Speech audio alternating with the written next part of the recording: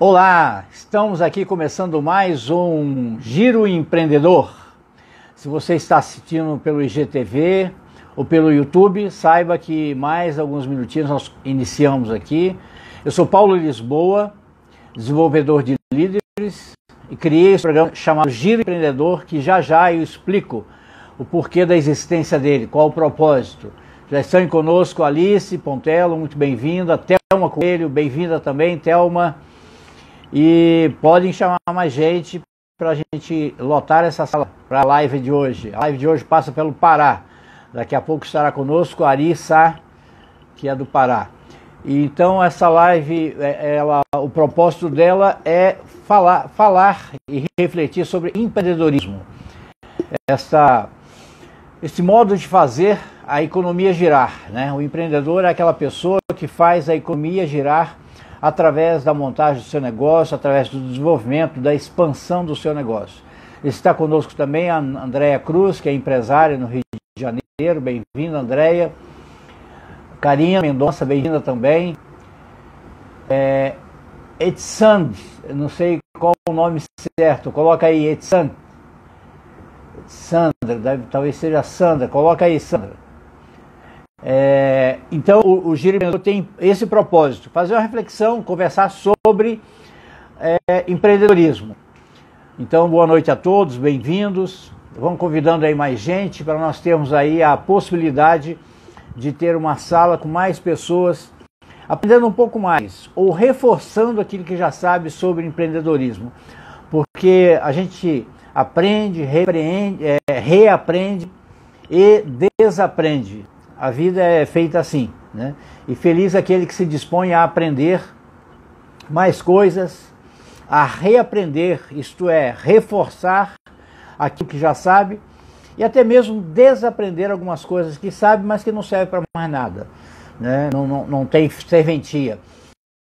E o interessante é que a nossa mente ela consegue arquivar aquilo que você não precisa, fica arquivado. Se o dia precisar, bem, Ari já está entrando aí, vou autorizar a entrada dele conosco, e aí eu apresento o programa, apresento o Ari e nós começamos a nossa conversa.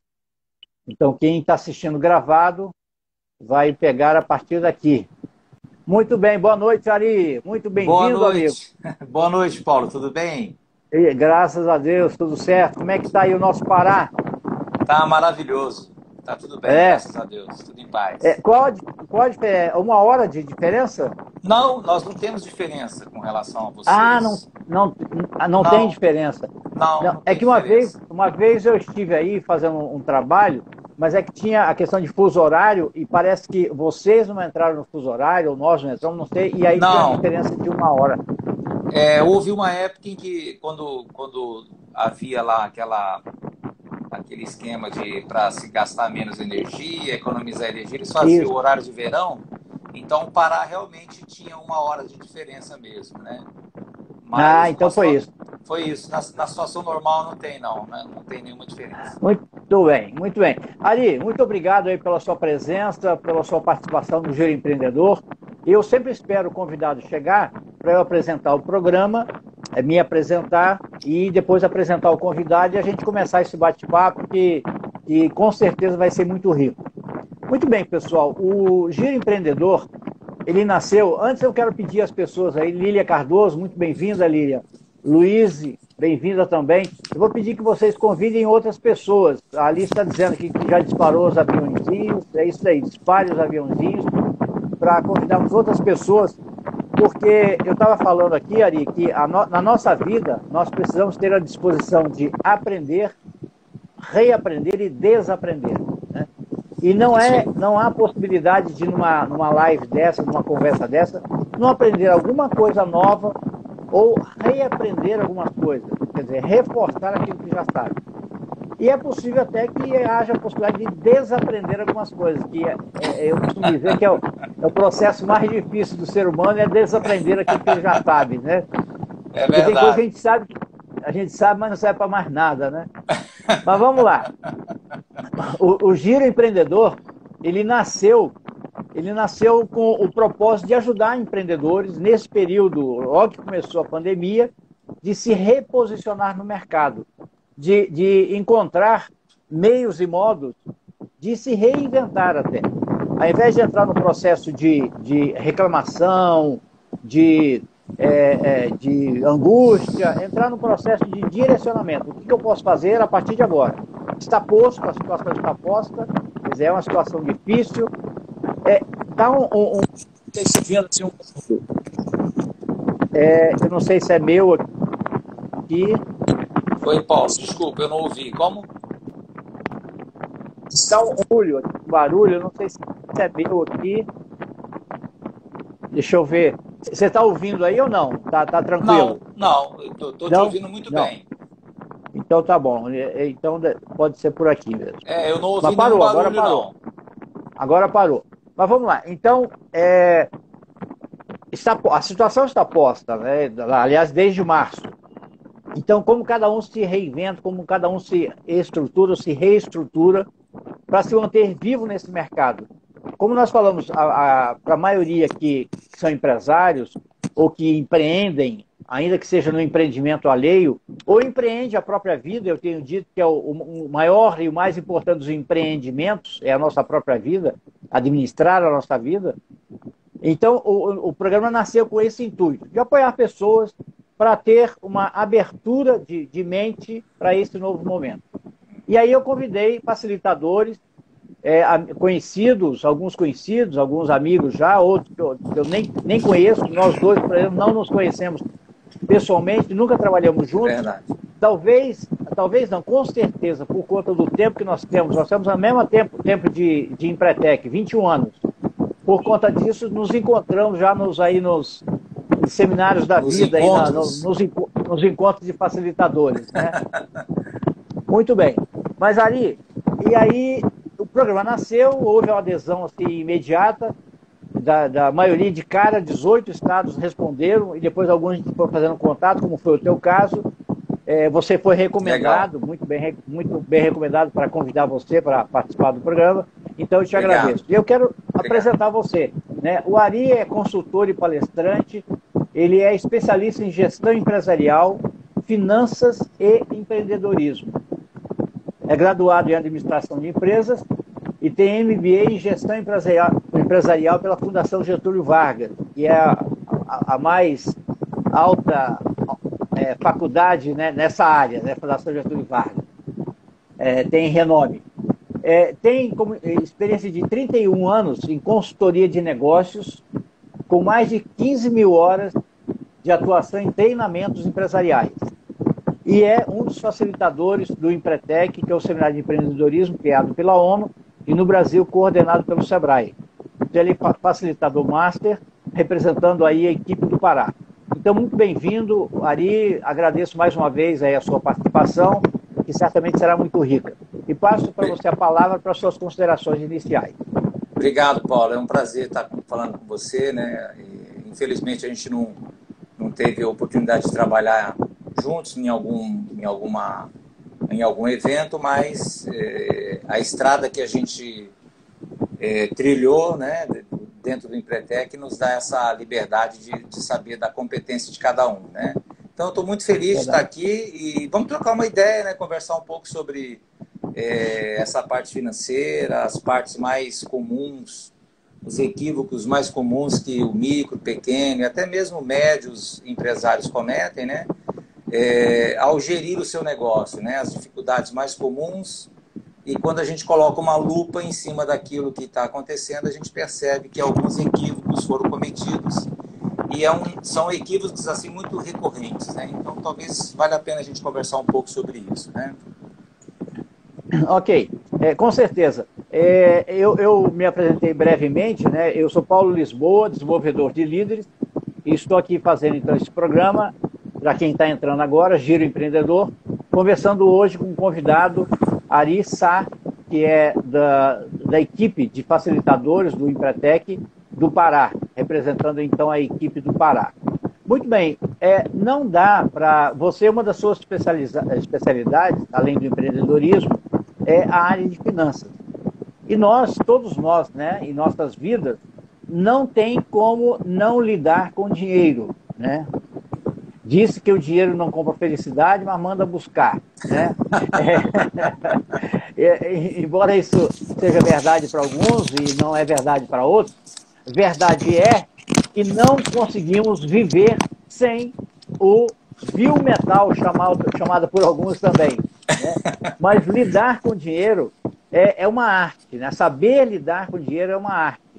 É uma arte que precisa ser praticada por aqueles que têm pouco, por aqueles que têm mais ou menos, e também por aqueles que têm muito Que dinheiro. tem muitos, com Então, certeza.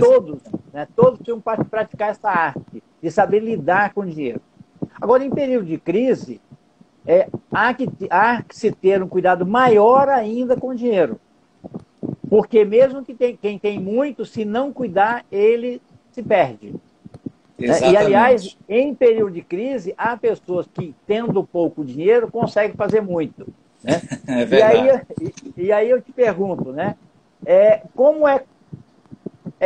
Qual é o caminho para se cuidar bem do dinheiro em qualquer período? Tá, ô Paulo, eu queria só ler eu tenho algumas frases aqui que eu, ao longo da vida, fui colecionando sobre dinheiro, que são algumas até engraçadas, né? Tem uma que diz assim, né? Tudo que eu peço é uma chance de provar que o dinheiro não me fará feliz. Então, agora, é verdade, né? Quer dizer, infelizmente, nós não aprendemos a lidar com dinheiro na escola, né? Que deveria ser uma coisa básica, né? Felizmente, isso já está mudando, já tem várias escolas Verdade. há muito tempo atrás, num supermercado aqui, eu fiquei assim encantado em ver umas crianças, né, muito pequenininhas, num supermercado com uma professora, e eles estavam tendo uma aula de economia, né, com uns dinheirinhos de Que papel, de legal. brinquedo, indo fazer as compras. Cara, aquilo foi muito Que bacana, legal. isso, né? Muito Que legal. legal. Que Mas, legal. assim... Ari, antes de você continuar, só um Pois não. minutinho. Acabou de entrar aí, mandando um abraço para você. É Gisela Brumana, grande profissional, Ari. Gisela, Gisela, ô minha Gisela, querida, tudo de facilitadora aqui bom, um do grande Espírito Santo. abraço. Já Legal. trabalhou com você, né? Mas você Isso. estava dizendo, então, das escolas que estão se abrindo É, para o empreendedorismo, né? Que legal. porque assim, né, o que que acontece? Nós não, assim, de uma maneira geral, nós não fomos preparados para isso, né? Infelizmente, às vezes em casa os próprios pais que também não tiveram nenhuma orientação sobre isso, não passa nenhum conhecimento ou passa muito pouco conhecimento sobre como lidar com dinheiro para os filhos. Não se aprende isso na escola, que deveria ser um obrigatório, né? E então aí a pessoa vai para a vida despreparado de uma situação tão importante, de um assunto tão relevante, né, que vai impactar de forma absurda a vida dele, né, se ele não souber lidar bem com aquilo que nós chamamos de dinheiro, né? Então uma situação que precisa ser revista realmente. Agora, você falou bem, quer dizer, acho que assim, não só com dinheiro, acho que na essência, assim, ter bom senso, né? Quer dizer, se a pessoa tem pouco dinheiro, ela vai ter que ser mais artista ainda, como diz outro, né? Porque dentro do pouco recurso que ela tem, ela vai ter que encontrar formas de se relacionar com o dinheiro, mas basicamente o que ela deve fazer, né? Assim, que é é básico isso, quer dizer, eu viver de acordo com as minhas possibilidades, né? Infelizmente, com esse mundo, com a dinâmica que nós vivemos hoje em dia, né? Muita propaganda, muito incentivo ao consumo, etc. Muitas vaidades. Então, tem muita gente que vive uma vida que não é a vida dela, né? Quer aparentar algo que não pode sustentar, né? Então, aí ela começa a criar um grande desequilíbrio na sua vida financeira. Querer parecer algo que eu não sou. Fazer alguns gastos que o meu orçamento não permite, Não né? permite. Então, isso daí ela começa a cavar um buraco, né? E a situação, a tendência, se ele não cuidar disso, a tendência é cada vez esse buraco ficar mais profundo, né? Então, é bom senso, é ter bom senso, né? De viver de acordo com o que a pessoa pode, né? Então, Ah, fulano tem um carro maravilhoso, é maravilha, que bom para ele. Eu não posso ter aquele carro, eu vou ter o veículo que eu puder ter, né?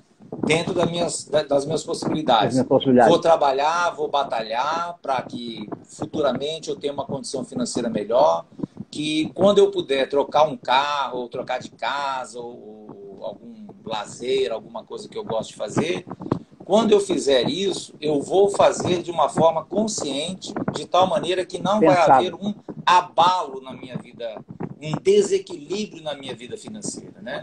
Então, acho que esse é o grande recado. Agora, o que acontece? Agora vamos agravar a situação. O que acontece? O cidadão abre um negócio, né? Tem um negócio e, principalmente, quando ele, por exemplo, ele não tem sócio, né? Eu não vou considerar sócio aqui a esposa ou o marido, né? Que geralmente é uma empresa familiar, mas estou dizendo assim, não tem um terceiro como sócio.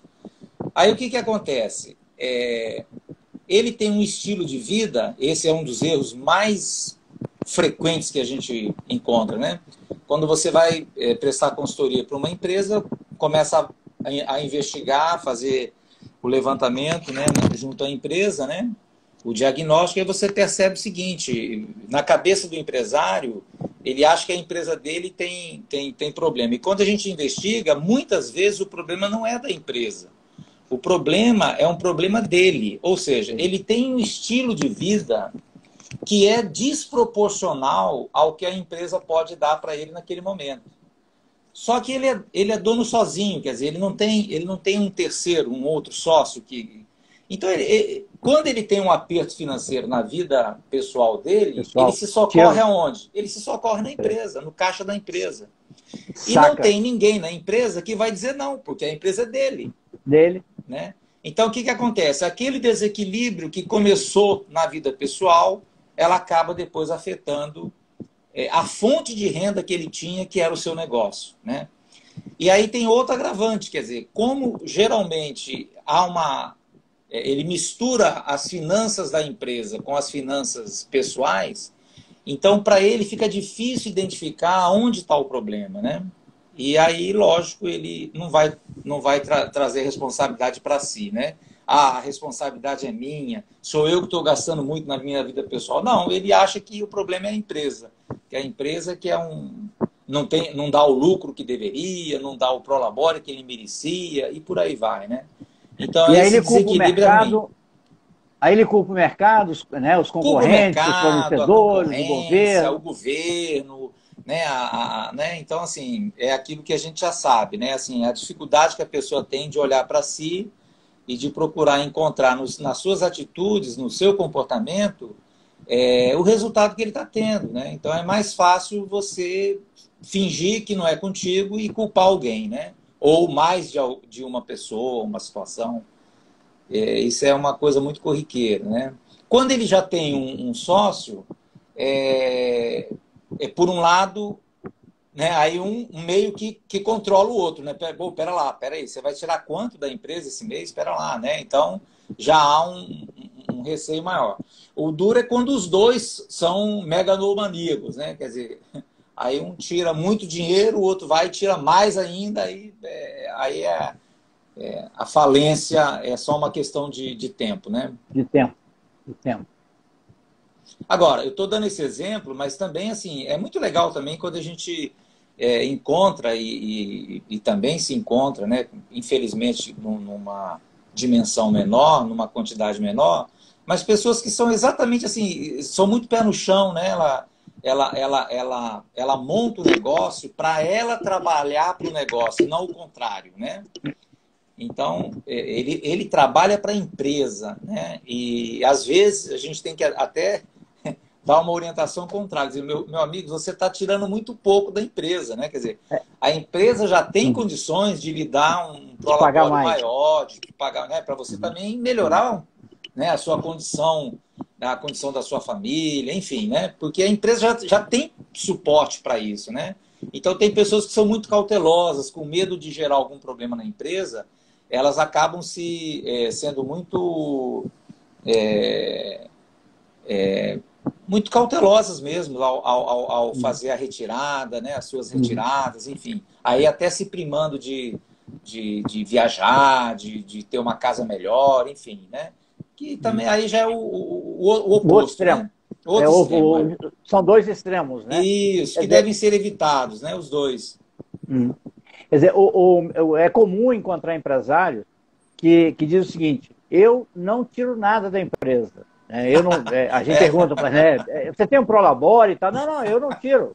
Não tiro nada da empresa. Aí você vai perguntar, né, a empresa paga a conta do carro, né, a prestação do carro, paga a escola dos Escola dos filhos, filhos, paga, né, o supermercado, a conta da farmácia. Aí você soma, dá, sei lá, 12 mil reais. Né? Exatamente. Aí vem, então vamos estabelecer um Prolabore para você. Né? Isso, Então, o claro. caminho do meio, o caminho do equilíbrio é justamente isso, né? Estabelece um Prolabore que a empresa possa pagar, né? Isso.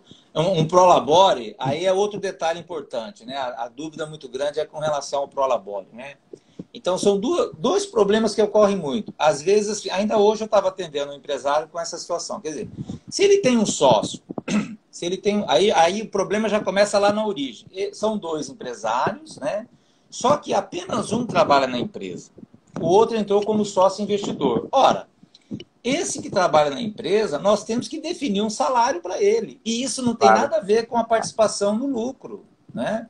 Então, ele precisa ter uma remuneração, um prolabore, pelo trabalho que ele faz de gestão da empresa. Porque imagina o seguinte, né? Se os dois não fossem trabalhar na empresa, se eles tivessem feito apenas o aporte de capital, o que nós teríamos que fazer? Contratar um gerente para gerenciar a empresa, né?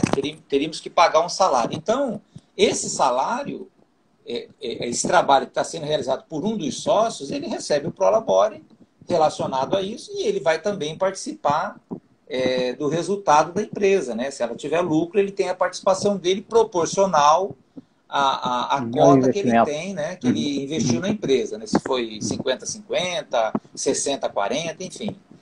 Então, aí é um detalhe importante, é definir isso. Agora, quando vai se definir o prolabore, aí tem outra regrinha básica, né? Nós precisamos colocar um prolabore que seja compatível com o mercado. Né? Eu não posso... se a empresa teria condições de contratar um bom gerente por R$ 6.000, eu não posso. Eu não vou contratar esse gerente, eu mesmo vou fazer esse trabalho, aí meu salário vai ser, meu prolabore vai ser 15 mil. Quer dizer, né? Quer dizer, então Exatamente. eu já estou puxando sardinha para o meu lado. Então, assim, o empresário tem que ter a consciência de que ele tem que ficar rico não com o prolabore, ele tem que ficar rico com a participação do lucro. No lucro. Ou seja, da empresa. Né, ele tem que trabalhar firme para que a empresa tenha lucro e ele fique rico, milionário, com o lucro que a empresa, com o resultado que a empresa está gerando. Né? Essa é a lógica. O prolabore ele deve ser o mínimo possível para poder bancar as necessidades mínimas do empresário e da sua família e que seja compatível com o valor de mercado. Senão é melhor contratar um gerente. Né? Se a sua empresa fosse alguém, ela ia dizer para ti, cara, você está pesando muito, tá difícil carregar você nas minhas costas. Né? Então não dá. Ou seja, é um típico exemplo onde a empresa está trabalhando para o empresário e não o contrário. Né? A empresa poderia ter alguém fazendo aquele trabalho por 6 e ele está cobrando 15, 20 de prolabore. E normalmente não é nem fixo, quer dizer, ele tira da empresa aquilo que ele precisa. Né? Esse mês viajamos para o exterior com a família, etc. Aí não é 15 mil, é 30 mil que nós vamos tirar. Essa falta de limite de planejamento também esculhamba com as finanças da empresa, se equilibra tudo. Né? E aí a empresa acaba entrando, às vezes, naquela gangorra. Às vezes está lá em cima, às vezes está lá embaixo. Está lá Exatamente. É uma montanha-russa, né, Paulo? Montanha-russa. Principalmente a empresa que tem sazonalidade, né? Exatamente. Terminou a sazonalidade, quer dizer, terminou aquele momento de pico de movimento, aí tem muito dinheiro, e aí vai lá em cima, né? Aí então troca de carro, viagem, etc. Tal, e ele esquece que daqui a pouco vai vir os meses onde o faturamento é menor, etc. E tal, né? E quase todas as empresas têm sazonalidade, né? Quase todas as empresas têm as suas sazonalidades setoriais, né? que é comum. Então, eu preciso mapear isso também e me preparar para um campeonato de 12 meses. Né? A tua empresa é um campeonato de 12 meses. Eu posso até um mês, um jogo ou outro perder.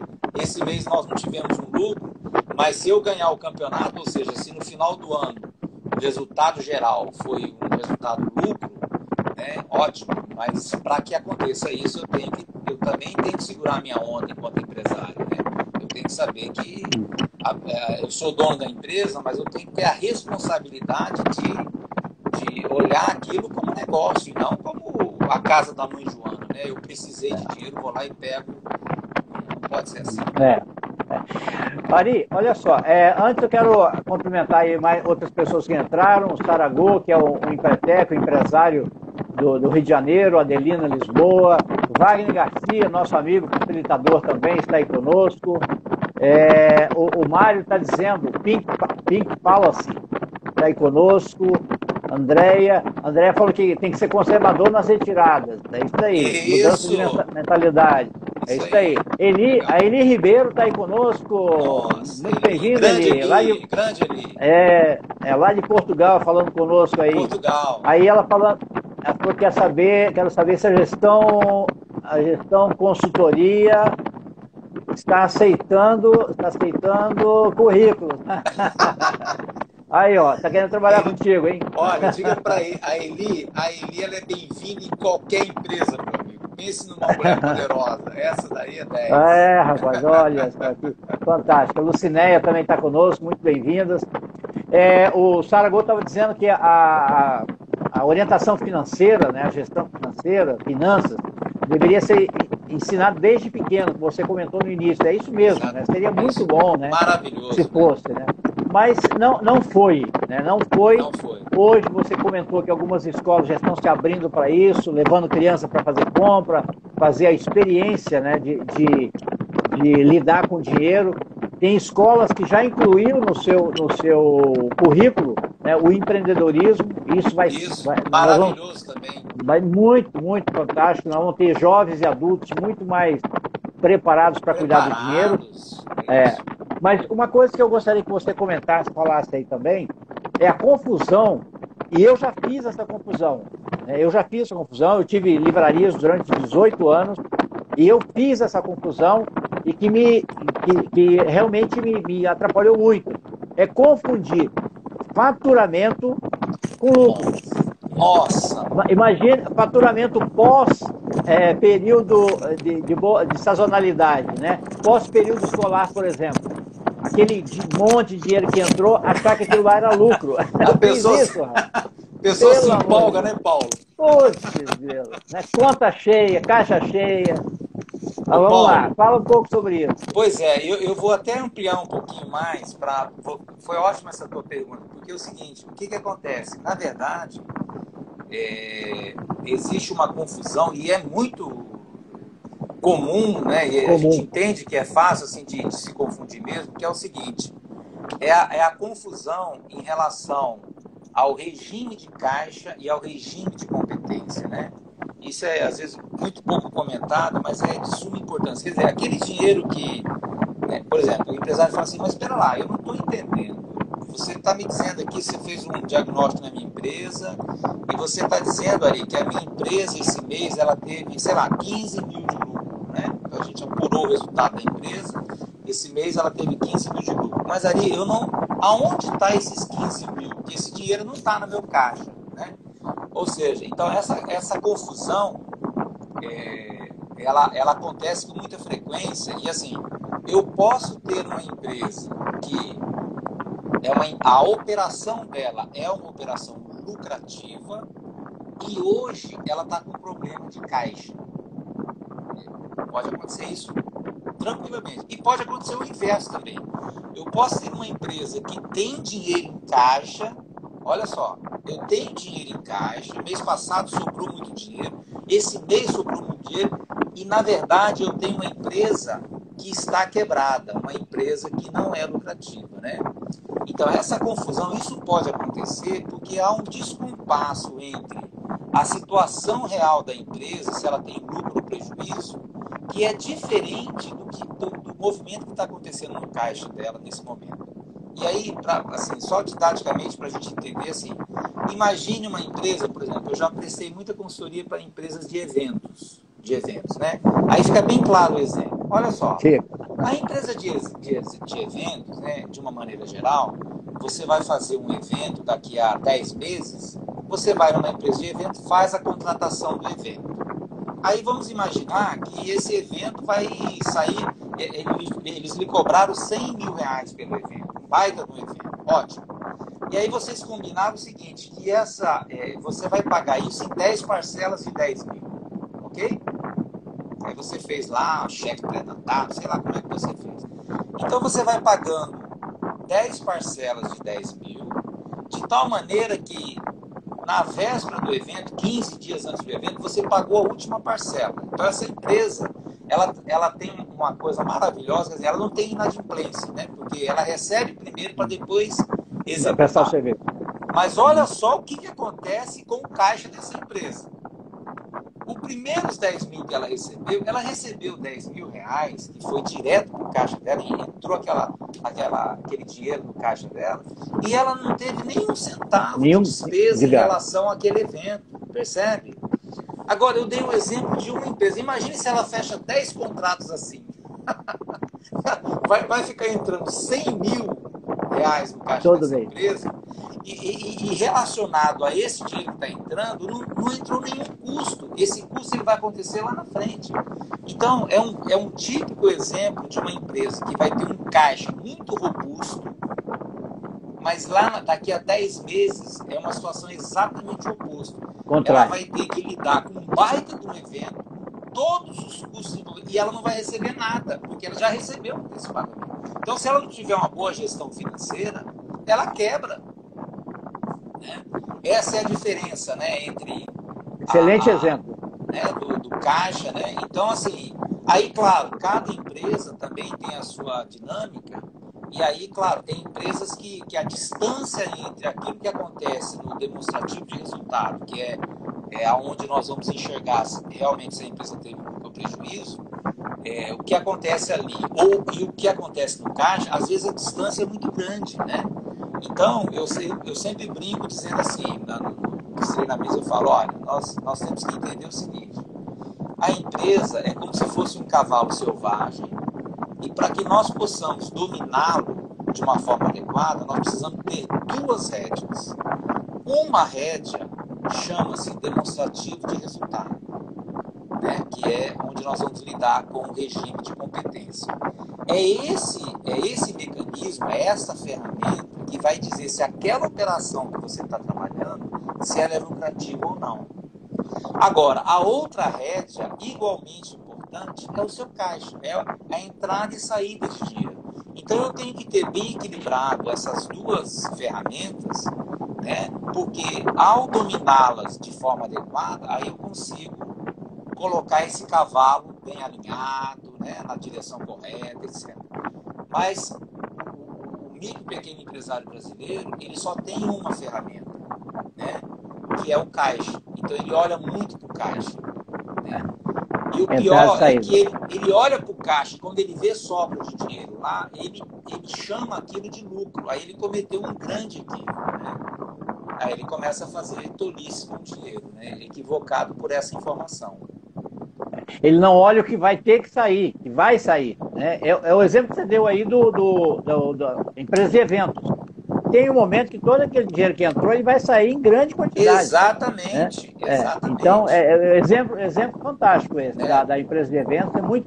Agora, isso que você está falando para a empresa e para empresário, mas isso também serve para finanças pessoais. Exato, finanças pessoais não tem diferença nenhuma, Paulo. Você está corretíssimo. Quer dizer, o mesmo zelo e cuidado, é a mesma lógica. O manejo. Que existe. O manejo é a mesma coisa, porque olha só, veja só, quando a gente olha para a vida pessoal, né, para a nossa vida pessoal, o que acontece? Nós também temos sazonalidades. Existem meses que nós temos uma receita maior, existem meses que nós temos despesas maiores. Quem tem filho no início do ano tem as despesas escolares, né?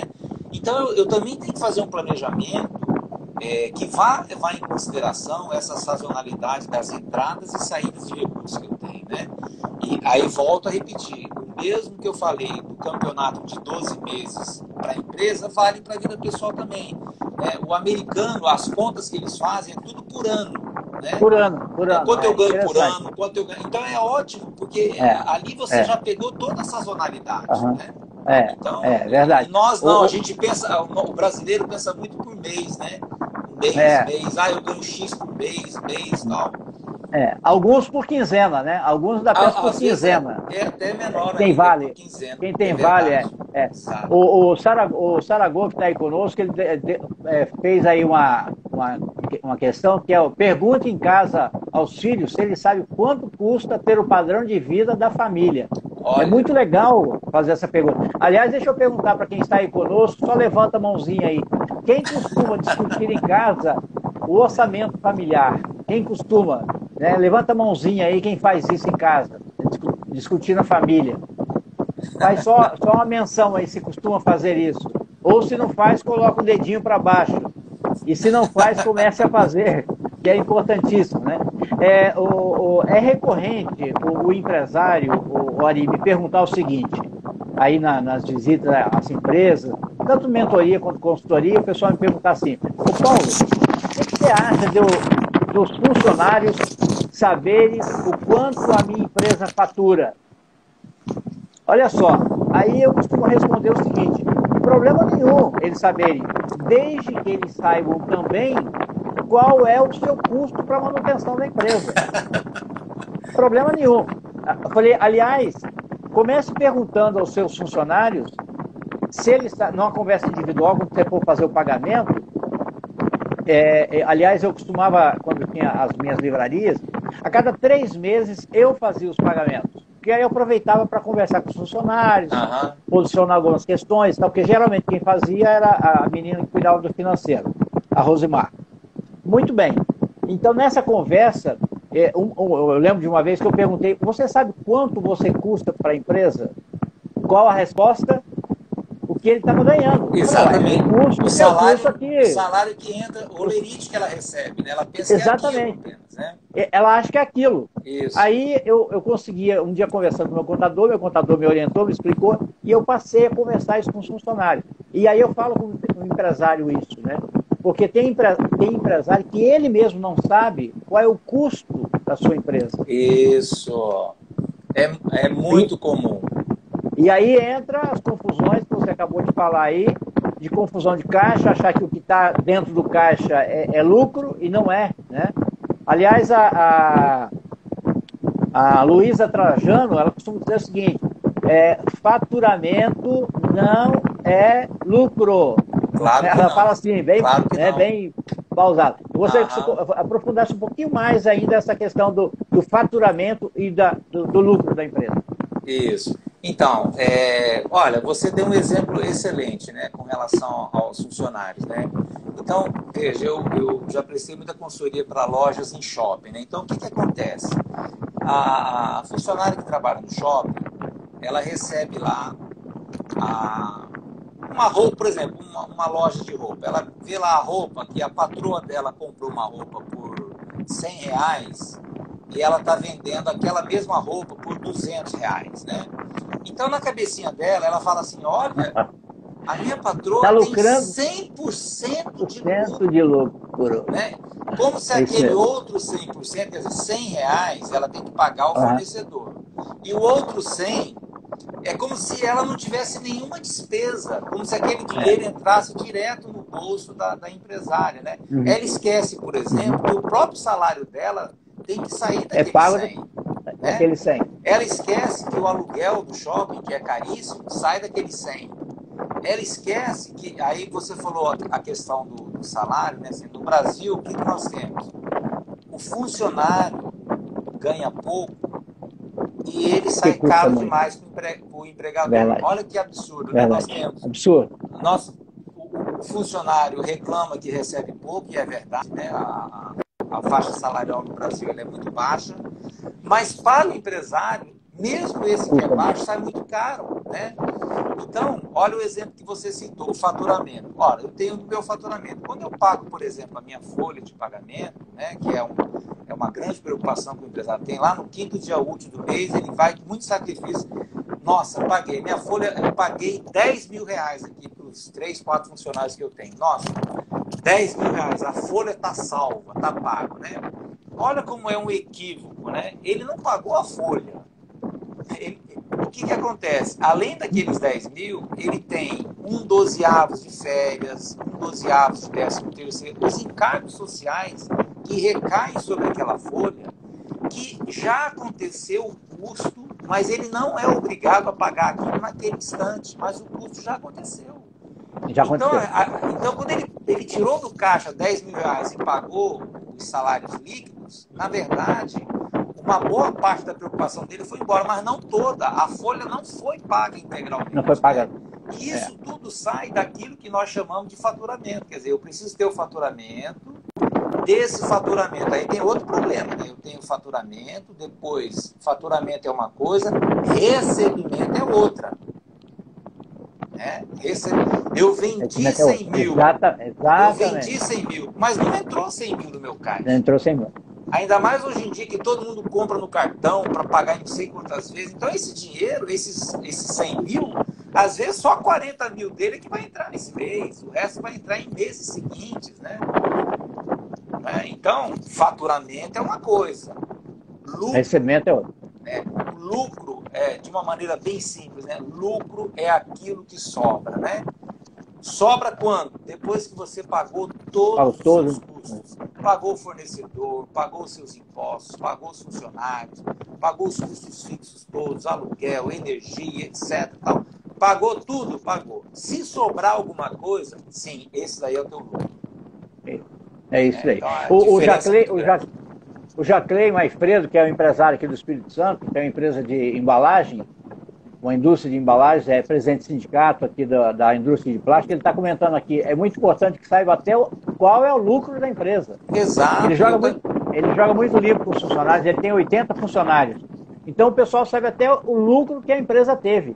Porque aí desmistifica aquilo que você falou. Quer dizer, comprou por 100 e vendeu por 200, achar que 100 é lucro. Exatamente. Né? Desmistifica isso. Né? Exatamente. Então, deixa muito claro. Né? O funcionário começa a ter uma outra visão. Né? Eu sou favorável também a abrir os números e aí criar meritocracia, né? Participação em resultados, de acordo com a contribuição que cada um deu à empresa, né? Por quê? Ele começa a enxergar isso, né? Semana passada eu estava visitando algumas empresas e aí um empresário que tem o hábito de fazer isso, ele estava mostrando alguns números, né, dos seus funcionários, elas ficaram assim horrorizadas, né? Não sabia que o senhor tem tanta dívida para frente, né? Quer dizer, assim, o compromisso financeiro que ele já tem, né? Porque é aquilo, ela vê muita venda sendo realizada e a pessoa fica com a falsa impressão de que aquele dinheiro que está entrando, aquilo é lucro, né? É o que a Trajano fala, né? Faturamento não é lucro, né? Não é lucro.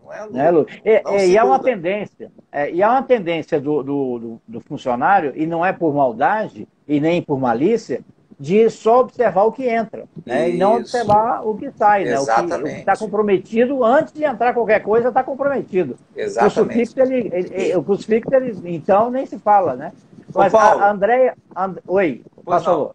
Não, então assim, não é só o funcionário. Não, o empresário, é verdade. Não, pior ainda. Assim, levando até para o lado pessoal. Por exemplo, se o teu filho sabe... vamos imaginar uma pessoa que é funcionário. Né? Esse pai que é funcionário e recebe o salário, quando o filho sabe que, nossa, papai, mas você ganha tudo isso? Então ele não tem noção do custo que é manter uma casa.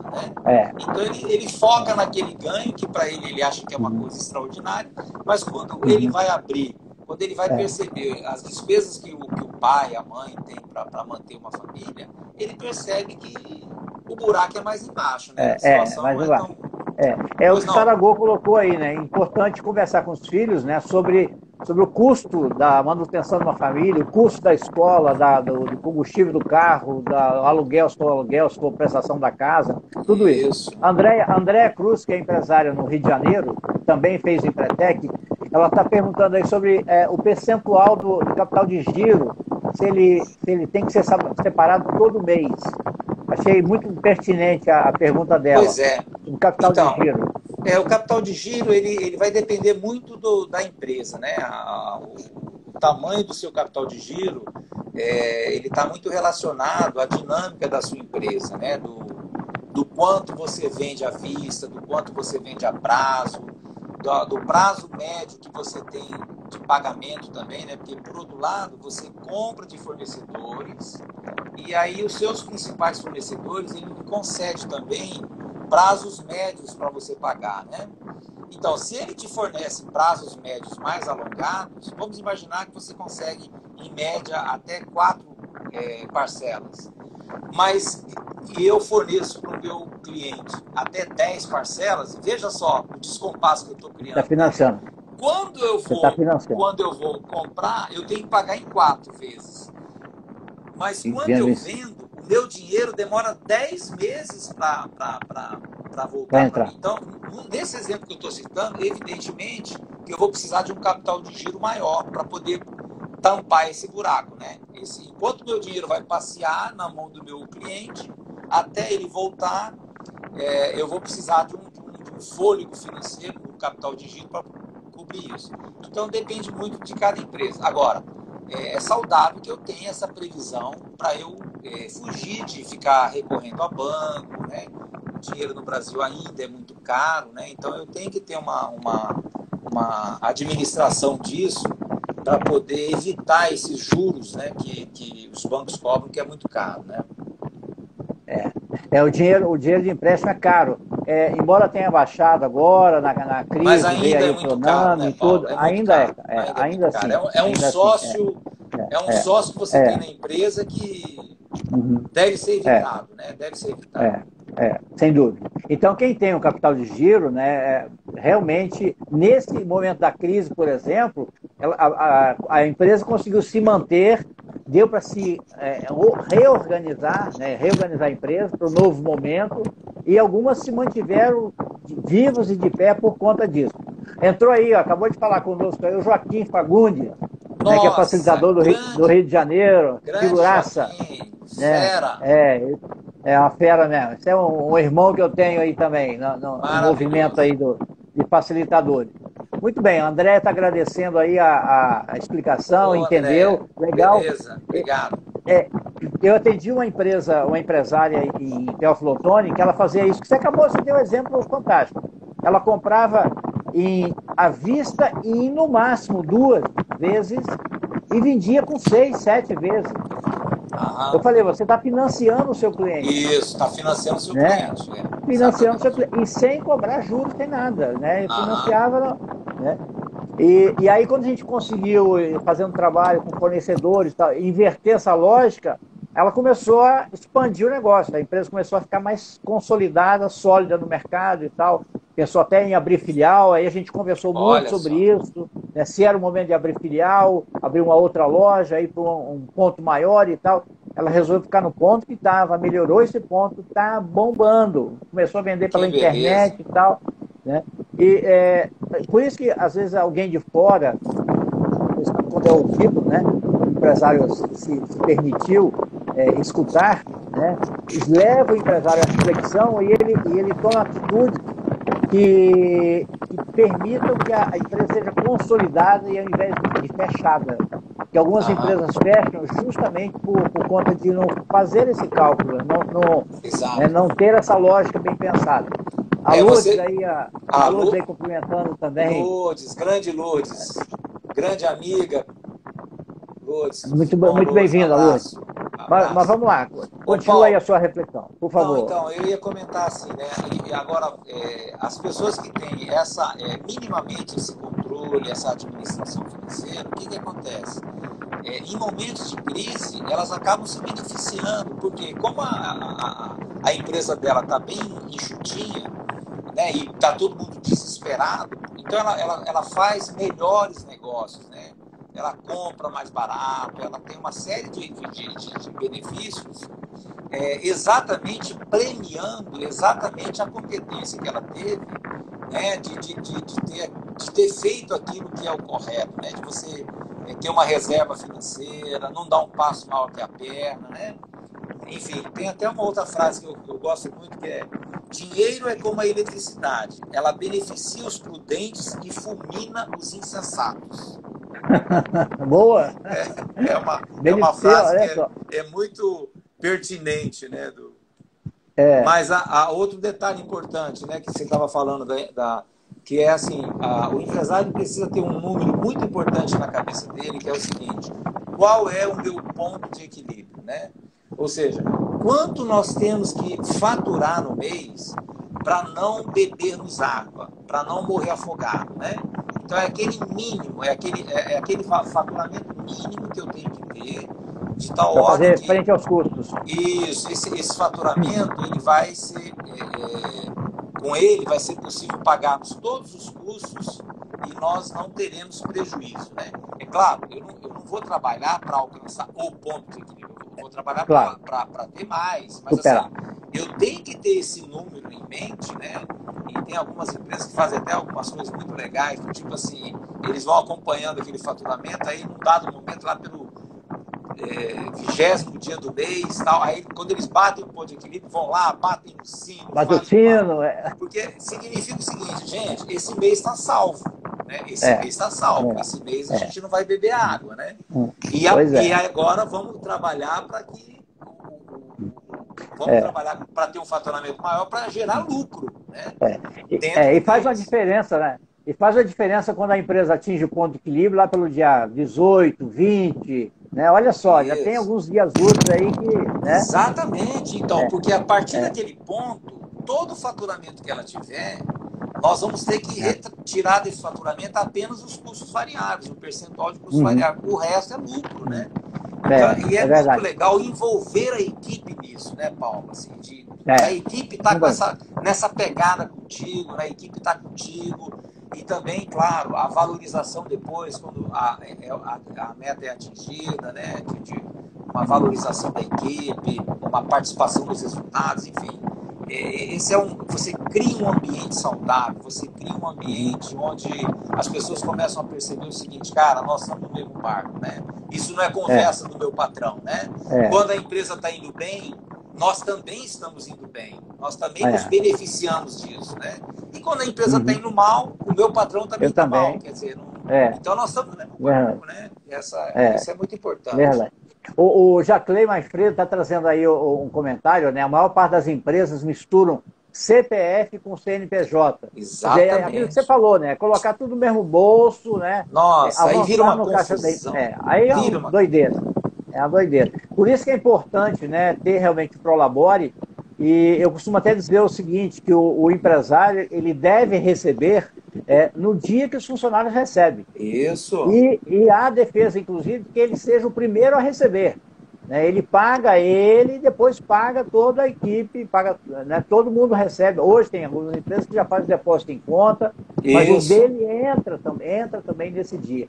O Jaclei tem um exemplo muito legal, que é o seguinte: a empresa, quando vai bem e quando os funcionários vão bem, ele premia os funcionários. E ele tem um exemplo de 3 funcionários que hoje são sócios da empresa. Que legal. 3 funcionários que ele trouxe para a sociedade da empresa, né? Aham. Vendeu em condições fantásticas. Ele não Aham. vai precisar comentar aí, mas eu sei, em condições fantásticas. Primeiro admitiu um que era não, é o irmão dele, depois uma outra gerente comercial, e agora é uma gerente administrativa, que tem aí 4, 5 meses, que virou sócia da empresa. Olha que legal. E isso pode acontecer e acontece em muitas outras empresas. Por isso que eu Exato. costumo dizer que é importante o funcionário saber que quando ele faz bem feito o que ele tem que fazer, ele ganha com isso. Quando ele consolida a empresa, ele ganha com isso. E Paulo, você está falando. O Ari, deixa eu só te contar o Pois seguinte. não. Eu costumo dizer que a hora que passa muito rápida. Nós estamos com Verdade. 6 minutos. Então eu te dou 3 minutos aí para você fazer essa consideração e já fechar, por favor.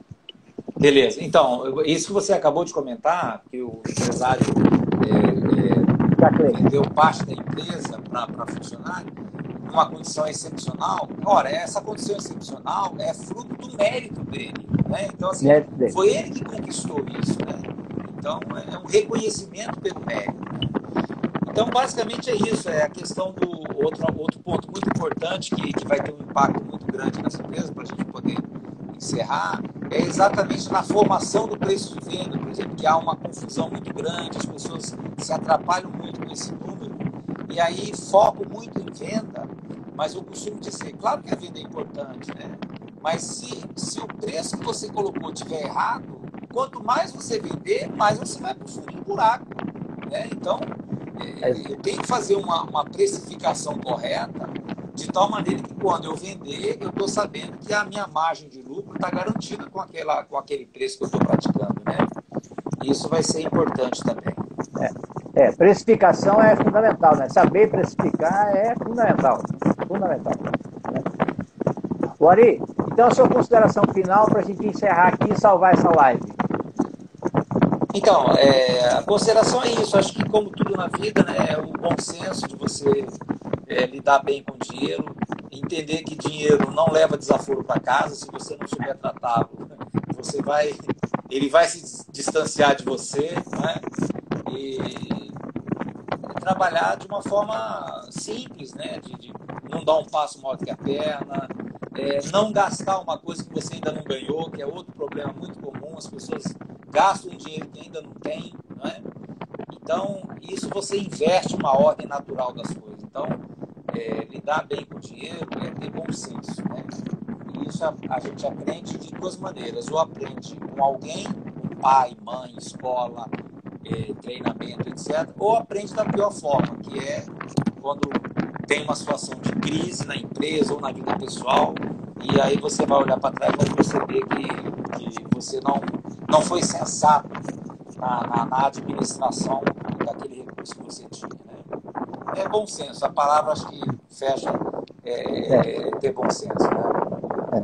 Não, sem dúvida, o bom senso serve para tudo, inclusive, né, para lidar com dinheiro, né? O bom senso faz uma diferença em todos os relacionamentos, inclusive no relacionamento com dinheiro, né? Se tem muito, cuida; se tem pouco, cuida. Cuidado o tempo todo, né? Ari, eu quero te agradecer imensamente a tua participação. Um prazer. Desejar aí sucesso no seu trabalho, na sua vida profissional, pessoal. Muito obrigado. Um abraço aí para toda a família. Muito e obrigado. Mais uma vez te agradeço imensamente ter aceito essa sua participação. Grande abraço, Obrigado a todos. Um grande abraço. Quero agradecer também a todos que estiverem conosco. Quero pedir a vocês que vocês divulguem as lives. Nós estamos chegando ao final do Giro Empreendedor. Nós temos mais 3 lives para fechar esse programa Giro Empreendedor. E que vocês possam divulgar. Que posso divulgar que ela está gravada no IGTV. As outras estão lá ainda gravadas, que dá para assistir. Porque tem muito aprendizado extraído dessas nossas conversas com essas pessoas fenomenais. O Joaquim comentou que era uma dupla forte, mas eu quero dizer para o Joaquim, por aqui só passou gente boa, né? E eu fiz só essa provocação para ajudar esse pessoal a ajudar muita gente, né? Nesse momento de crise, nessa situação, ver que tem possibilidades, né? Isso. Momento de crise é momento de oportunidades para muita gente. Claro, né? Com certeza. Então, Ari, um grande abraço para você. Um grande abraço, Paulo. Obrigado a todos que estiverem conosco. No YouTube, a lista, lembrando que no YouTube também fica salvo lá no meu canal. Um grande abraço para vocês todos. Fiquem com Deus. Tchau. Até mais.